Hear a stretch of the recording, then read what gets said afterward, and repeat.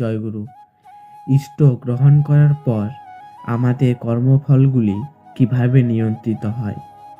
শ্রী শ্রী ঠাকুর বলছেন, প্রত্যেকটি কর্মই আমাদের মাথায় একটা ছাপ ফেলে এবং ব্যুৎপত্তিও সৃষ্টি হয় সেই অনুযায়ী।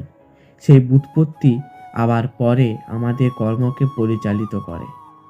সদ্গুরু গ্রহণ করার পর ওই ব্যুৎপত্তির মধ্যে যদি এমনতর পরিবর্তন সৃষ্টি হয়, যার দরুন আমাদের প্রবৃত্তিমুখর প্রবণতা ইষ্টস্বার্থ প্রতিষ্ঠার দিকে পরিচালিত হয়, তাহলেই কর্মফলের কিছুটা নিঃসরণ হচ্ছে বলে বোঝা যাবে।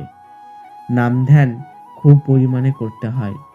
তখন মস্তিষ্কের বহু গুপ্ত ও সুপ্ত প্রবণতা আত্মপ্রকাশ করে।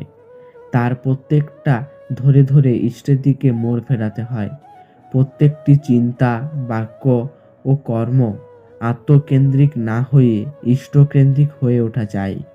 এক কথায়, সত্তার আমূল রূপান্তর না হলে হয় না।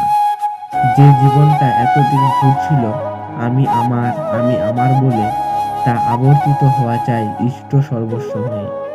ইষ্টের জন্য আমার এই বোধটা পাকা হওয়া দরকার। আলোচনা প্রসঙ্গে 19 পৃষ্ঠা 135।